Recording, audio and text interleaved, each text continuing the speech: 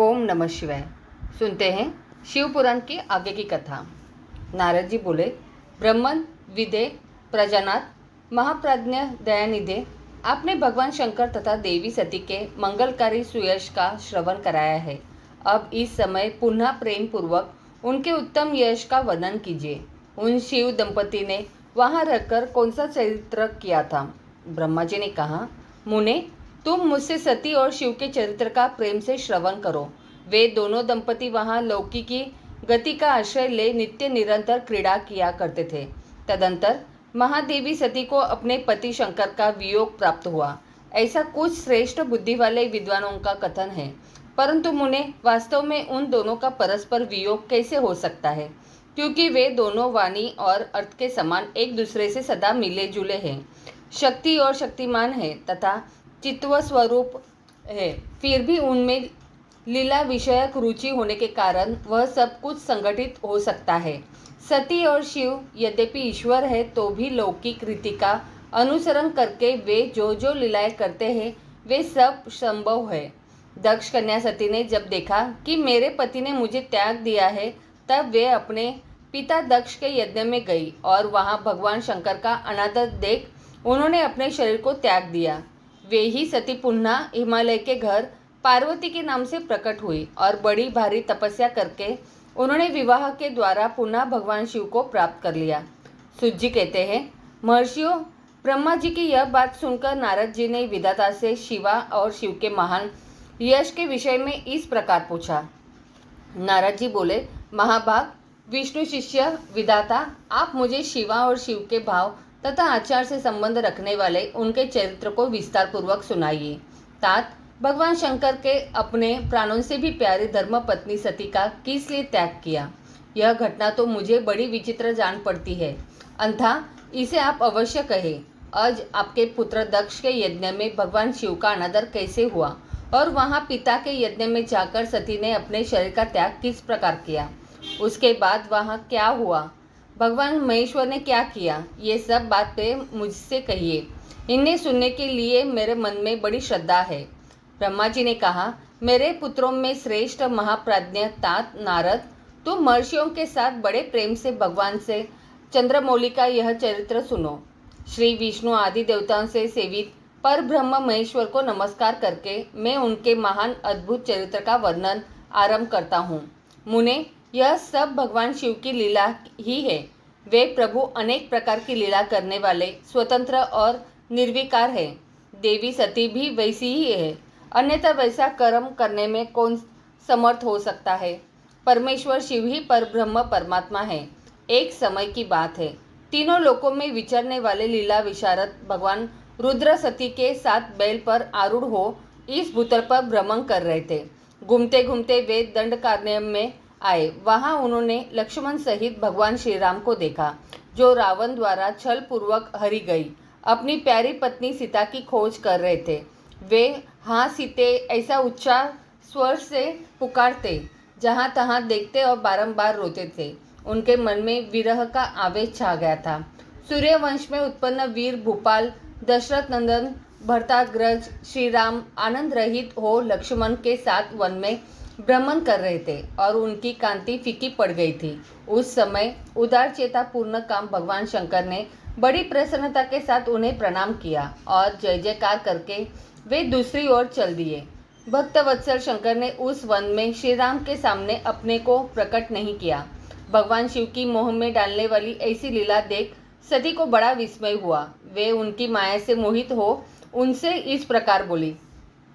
सती ने कहा, देव देव सर्वेश पर ब्रह्म परमेश्वर ब्रह्मा विष्णु आदि सब देवता आपकी ही सदा सेवा करते हैं। आप ही सबके द्वारा प्रणाम करने योग्य है। सबको आपका ही सर्वदा सेवन और ध्यान करना चाहिए। वेदांत शास्त्र के द्वारा यत्न पूर्वक जानने योग्य निर्विकार परम प्रभु आप ही है। नाथ, ये दोनों पुरुष कौन है? इनकी आकृति विरह व्यथा से व्याकुल दिखाई देती है। ये दोनों धनुर्धर वीर वन में विचरते हुए क्लेश के भागी और दीन हो रहे हैं। इनमें जो ज्येष्ठ है उसकी अंग कांति नील कमल के समान श्याम है। उसे देखकर किस कारण से आप आनंद विभोर हो उठे थे? आपका चित्त क्यों अत्यंत प्रसन्न हो गया था? आप इस समय भक्त के समान विनम्र क्यों हो गए थे? स्वामीन, कल्याणकारी शिव, आप मेरे संशय को सुने। प्रभु सेव्य स्वामी अपने सेवक को प्रणाम करे, यह उचित नहीं जान पड़ता। ब्रह्मा जी कहते हैं, नारद, कल्याणमयी परमेश्वरी आदिशक्ति सती देवी ने शिव की माया के वशीभूत होकर जब भगवान शिव से इस प्रकार प्रश्न किया, तब सती की वह बात सुनकर लीला विशारद परमेश्वर शंकर हंसकर उनसे इस प्रकार बोले। परमेश्वर ने कहा, देवी सुनो, मैं प्रसन्नतापूर्वक यथार्थ बात कहता हूँ, इसमें छल नहीं है। वरदान के प्रभाव से ही मैंने इन्हें आदरपूर्वक प्रणाम किया है। प्रिय, ये दोनों भाई वीरों द्वारा सम्मानित है। इनके नाम है श्री राम और लक्ष्मण। इनका प्राकट्य सूर्यवंश में हुआ है। ये दोनों राजा दशरथ के विद्वान पुत्र है। इनमें जो गोरे रंग के छोटे बंधु है वे साक्षात शेष के अंश है। उनका नाम लक्ष्मण है। इनके बड़े भैया का नाम श्री राम है। इनके रूप में भगवान विष्णु अपने संपूर्ण अंश से प्रकट हुए हैं। उपद्रव इनसे दूर ही रहते हैं। ये साधु पुरुषों की रक्षा और हम लोगों के कल्याण के लिए इस पृथ्वी पर अवतीर्ण हुए हैं। ऐसा कहकर सृष्टिकर्ता भगवान शंभु चुप हो गए। भगवान शिव की ऐसी बात सुनकर भी सती के मन को इस पर विश्वास नहीं हुआ। क्यों न हो, भगवान शिव की माया बड़ी प्रबल है। वह संपूर्ण त्रिलोक को मोह में डाल देने वाली है। सती के मन में मेरी बात पर विश्वास नहीं है। यह जानकर लीला विशारद प्रभु सनातन शंभु यो बोले। शिव ने कहा, देवी मेरी बात सुनो। यदि तुम्हारे मन में मेरे कथन पर विश्वास नहीं है तो तुम वहां जाकर अपनी ही बुद्धि से श्री राम की परीक्षा कर लो। प्यारी सती, जिस प्रकार तुम्हारा मोह या भ्रम नष्ट हो जाए वह करो। तुम वहां जाकर परीक्षा करो। तब तक मैं इस बरगद के नीचे खड़ा हूँ।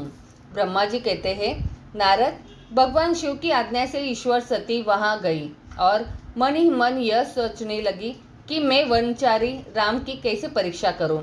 अच्छा, मैं सीता का रूप धारण करके राम के पास चलूं। यदि राम साक्षात विष्णु है तब तो सब कुछ जान लेंगे, अन्यथा वे मुझे नहीं पहचानेंगे। ऐसा विचार सती सीता बनकर श्री राम के समीप उनकी परीक्षा लेने के लिए गई। वास्तव में वे मोह में पड़ गई थी। सती को सीता के रूप में सामने आई देख शिव का जप करते हुए रघुकुल नंदन श्री राम सब कुछ जान गए और हंसते हुए उन्हें नमस्कार करके बोले।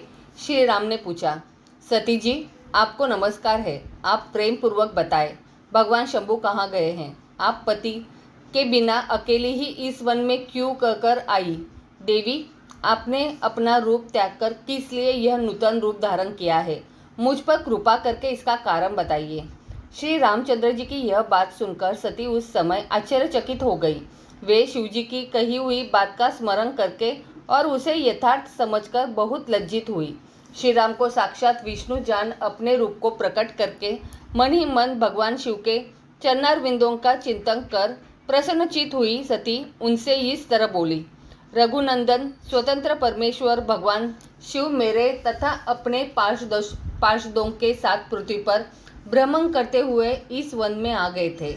यहाँ उन्होंने सीता की खोज में लगे हुए लक्ष्मण सहित तुमको देखा। उस समय सीता के लिए तुम्हारे मन में बड़ा क्लेश था और तुम विरह शोक से पीड़ित दिखाई देते थे। उस अवस्था में तुम्हें प्रणाम करके वे चले गए और उस वट वृक्ष के नीचे अभी खड़े ही है। भगवान शिव बड़े आनंद के साथ तुम्हारे वैष्णव रूप की उत्कृष्ट महिमा का गान कर रहे थे।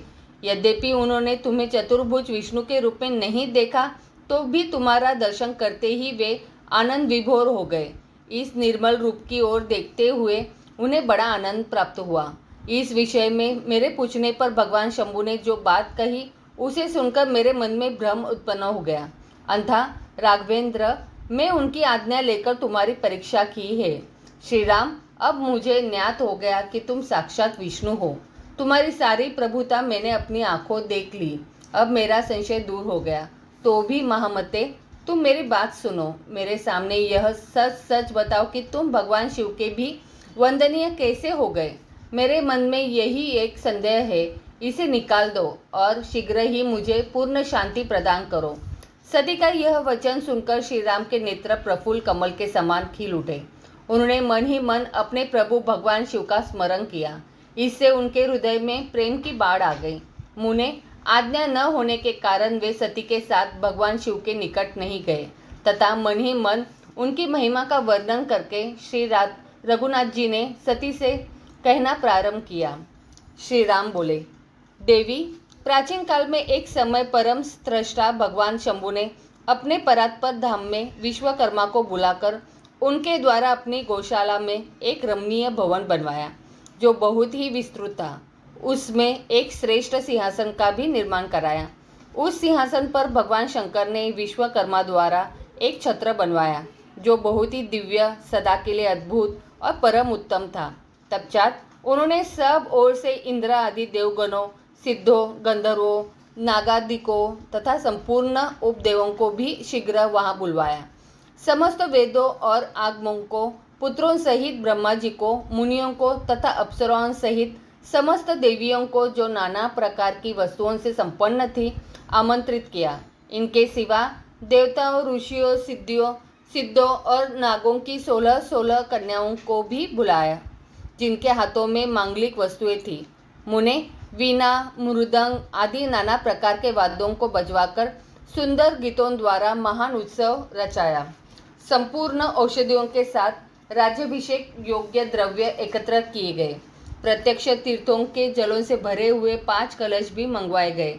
इनके सिवा और भी बहुत सी दिव्य सामग्रियों को भगवान शंकर ने अपने पार्षदों द्वारा मंगवाया और वहां उच्च स्वर से वेद मंत्रों का घोष करवाया। देवी भगवान विष्णु की पूर्ण भक्ति से महेश्वर देव सदा प्रसन्न रहते थे, इसलिए उन्होंने प्रीति युक्त हृदय से श्री हरि को वैकुंठ से बुलवाया और शुभ मुहूर्त में श्री हरि को उस श्रेष्ठ सिंहासन पर बिठाकर महादेव जी ने स्वयं ही प्रेम पूर्वक उन्हें सब प्रकार के आभूषणों से विभूषित किया। उनके मस्तक पर मनोहर मुकुट बांधा गया और उनसे मंगल कौतुक कराए गए। यह सब हो जाने के बाद महेश्वर ने स्वयं ब्रह्मांड में श्री हरि का अभिषेक किया और उन्हें अपना वह सारा ऐश्वर्य प्रदान किया जो दूसरों के पास नहीं था।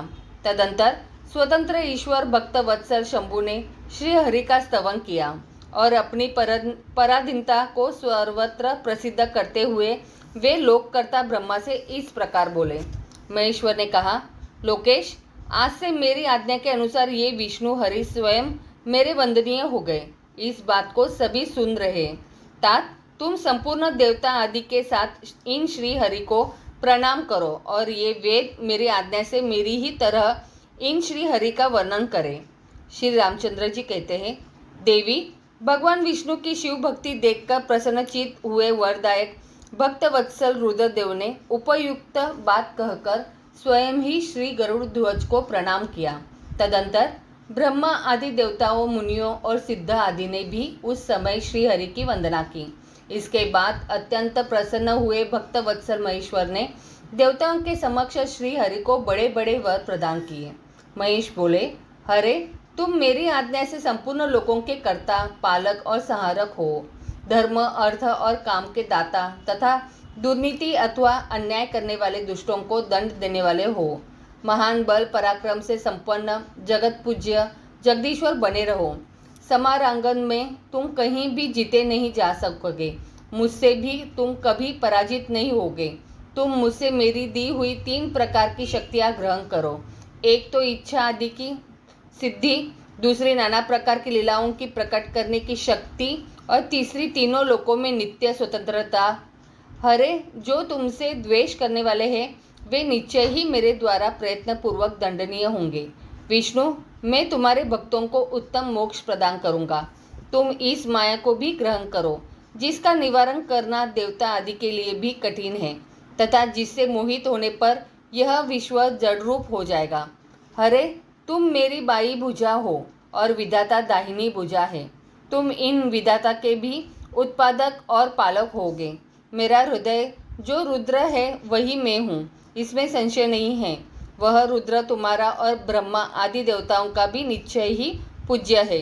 तुम यहाँ रहकर विशेष रूप से संपूर्ण जगत का पालन करो। नाना प्रकार की लीलाएं करने वाले विभिन्न अवतारों द्वारा सदा सबकी रक्षा करते रहो। मेरे चिन्मय धाम में तुम्हारा जो यह परम वैभवशाली और अत्यंत उज्ज्वल स्थान है वह गोलोक नाम से विख्यात होगा। हरे, भूतल पर जो तुम्हारे अवतार होंगे वे सबके रक्षक और मेरे भक्त होंगे। मैं उनका अवश्य दर्शन करूंगा। वे मेरे वर से सदा प्रसन्न रहेंगे।